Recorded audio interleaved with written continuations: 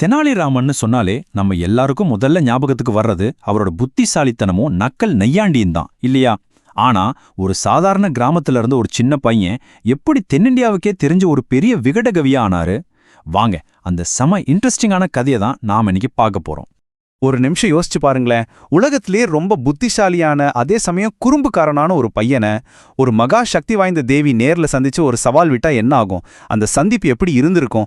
அங்கதான் கதையே ஆரம்பிக்குது. வாங்க உள்ள போலாம். சரி, நம்ம கதையோட முதல் அத்தியாயம் ராமன் என்ற சிறுவன். எல்லாமே இங்கிருந்து தான் தொடங்குது. ஒரு சாதாரண கிராமத்துல வாழ்ந்த ஒரு அசாதாரணமான பையன்கிட்ட இருந்து. இவர்தான் நம்ம ஹீரோ. பேரு ராமன். பார்க்க ரொம்ப அடக்க ஒடுக்கமா அமைதியா இருக்கிற மாதிரி தெரியுது இல்லையா? ஆனா இந்த முகத்தை பார்த்து மட்டும் ஏமாந்துராதீங்க. இவரை மாதிரி ஒரு குறும்புக்கார பையனை இந்தியாலேயே பார்க்க முடியாது. இந்த கதை பல வருஷங்களுக்கு முன்னாடி மாமன்னர் கிருஷ்ணதேவராயர் ஆட்சி செஞ்ச பொற்காலத்துல நடக்குது. அதாவது செல்வச் செழிப்போட கலைகளோட உச்சியில இருந்த அந்த மாபெரும் விஜயநகர பேரரசுல. அங்கதான் நம்ம ராமன் வாழ்ந்துட்டு இருந்தா. பிறக்கும்போதே அவன் ரொம்ப புத்திசாலி. ஆனா அவன் கிட்ட ஒரு பெரிய சிக்கல் இருந்துச்சு. என்னன்னா அவன் ஒரு பயங்கரமான சோம்பேறி.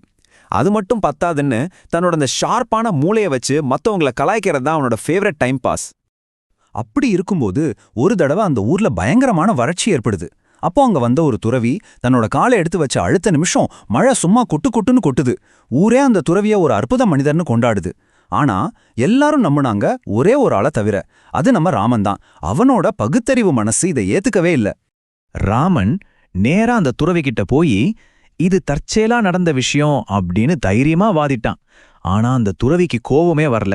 அதுக்கு பதிலா அந்த சின்ன பையனோட பயமில்லாத புத்திசாலித்தனத்தை பார்த்து ரொம்ப ஆச்சரியப்பட்டு போனாரு.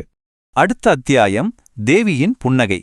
இப்போதான் கதையில ஒரு பெரிய திருப்புமுனை வருது. அந்த துறவி கொடுத்த பரிசு ராமனுடைய வாழ்க்கையையே மாத்தப் போகுது. அந்த துறவி என்ன செஞ்சாருன்னா, ராமனுக்கு மகா சக்தி வாய்ந்த காளி தேவிய வர வைக்கிற சில ரகசிய மந்திரங்களை கத்துக் கொடுத்தாரு. அவரோட வழிகாட்டுதல் படி அன்னைக்கு நடுராத்திரியில ராமன் தனியா ஒரு கோயிலுக்கு போய் அந்த மந்திரங்களை சொல்ல ஆரம்பிச்சான். சுத்தி முழு அமைதி. ராமன் சொல்ற மந்திரம் மட்டும் கேட்டுட்டு இருக்கு. அப்போ திடீர்னு வானமே ரெண்டா பிளக்கிற மாதிரி ஒரு இடி முழக்கத்தோட ஒரு குரல் கேட்டுச்சு. அவன் கண்ணு முன்னாடி ஒரு பிரம்மாண்டமான பயமுறுத்துற உருவம் தோணுது. 1000 தலைகள், நெருப்பு பொறியா பறக்கிற கண்கள்னு சாக்ஷால் காளி தேவியே முழு உக்ரத்தோட காட்சி கொடுத்தா. அந்த பயங்கரமான ரூபத்தை கண்டா யாரு வேணும்னாலும் பயந்துருவாங்க. ஆனா நம்ம ராமன் என்ன செஞ்சான் தெரியுமோ? அவன் விழுந்து விழுந்து சிரிக்க ஆரம்பிச்சிட்டான். அவனோட சிரிப்பை பார்த்து ஆச்சரியப்பட்ட தேவி, ஏன் சிரிக்கிற அப்படின்னு கேட்டா. ராமன் சொன்ன பதில் அந்த தேவியையே ஒரு நிமிஷம் யோசிக்க வச்சிருச்சு. அவன் சொன்னா, தாயே, எனக்கு ஒரு சின்ன சந்தேகம். உங்களுக்கு 1000 தலையும் 1000 மூக்கும் இருக்கு. ஒருவேளை உங்களுக்கு சளி பிடிச்சிட்டா இந்த 2 கையை வச்சு எப்படி சமாளிப்பீங்கன்னு யோசிச்சேன். சிரிப்பு வந்துருச்சு. ராமனுடைய அந்த சமயோசித புத்திய பார்த்து காளி தேவிக்கு ஆச்சரியமும் சந்தோஷமும் ஒன்னா வந்துச்சு.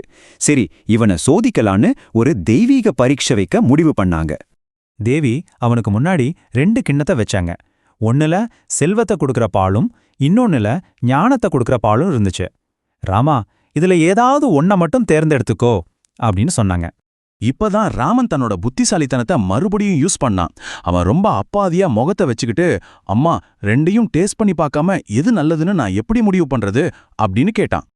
தேவி அதுக்கு சம்மதிக்கிறதுக்குள்ள ராமன் கொஞ்சம் கூட யோசிக்காம டக்குன்னு 2 கிண்ணத்துல இருந்த பாலையும் முழுசா குடிச்சு முடிச்சிட்டான். அவனோட இந்த வேலையை பார்த்து தேவிக்கு கோபமும் சிரிப்பும் ஒன்னா வந்துச்சு. நீ புத்திசாலிதான், ஆனா ரொம்ப பேராசைக்காரன். அதனால நீ ஒரு விகட கவியா, அதாவது ராஜசபைய சிரிக்க வைக்கிற ஒரு கோமாளி கவிஞனா ஆக கடவுது அப்படின்னு ஒரு வரம் கலந்த சாபத்தை கொடுத்தாங்க. சரி, அடுத்த அத்தியாயம் மீறப்பட்ட வாக்குறுதி. தேவியோட வரம் கிடைச்சிருச்சு. ஆனா ராஜசபைக்குள்ள நுழையிறது அவ்வளோ ஈஸி இல்லையே. ராமனுடைய நிஜமான சவால் இப்பதான் ஆரம்பமாகுது. இப்போ வளர்ந்து பெரியவனான ராமன் கிருஷ்ணதேவராயரோட அரசவையில சேரணும்னு ஆசைப்பட்டான். அதுக்காக அவன் அரசவையோட புரோகிதரான ததாச்சாரியாரை போய் பார்த்தான். ராமனோட திறமைய பார்த்து அசந்து போன புரோகிதரும் கண்டிப்பா அரசவையில ஒரு வேலை வாங்கி தரேன்னு வாக்கு கொடுத்தாரு. ஆனா தாதாச்சாரியாருக்கு ராமன் மேல ஒரு பொறாமை வந்துருச்சு. அதனால அவரு அரசர்கிட்ட ராமனை பத்தி தப்பா சொல்லி அவனை அரண்மனைக்குள்ளேயே விடாதீங்கன்னு சொல்லி அரண்மனை வாசல்ல இருந்தே திருப்பி அனுப்பிட்டாரு. கொடுத்த வாக்க காப்பாத்தல. புரோகிதர் ஏமாத்தினாலும் நம்ம ராமன் சோர்ந்து போகல. இப்போ நாம கதையோட கிளைமாக்ஸ்க்கு வந்துட்டோம். ராமன் எப்படி தன் இடத்தை பிடிக்க தன்னோட புத்திசாலித்தனத்தை பயன்படுத்துறான்னு பார்க்கலாம். ஆனா ஒரு தெய்வத்துக்கிட்டே ஆசி வாங்கின ஆளை யாரால தடுக்க முடியும் சொல்லுங்க? ராமன் தன்னோட சாதுரியமான புத்தியால புரோகிதரோட தடையெல்லாம் உடைச்சி நேரா மன்னர் கிருஷ்ணதேவராயரையே சந்திக்க ஒரு வாய்ப்பை உண்டாக்கினான். அவனோட நகைச்சுவையும் கூர்மையான புத்தியும் பார்த்த மன்னர் முதல் சந்திப்பிலேயே அசந்து போயிட்டாரு. ஆக இந்த தெனாலிராமன் கதை நமக்கு என்ன சொல்லி கொடுக்குதுன்னா, பணம், பதவி, அதிகாரம் இது எல்லாத்த விட ஒரு கூர்மையான புத்தி தான் ஒரு மனுஷனோட மிகப்பெரிய சொத்து. அதை சரியா பயன்படுத்தினா எந்த தடைகளையும் ஜெயிக்கலாம்.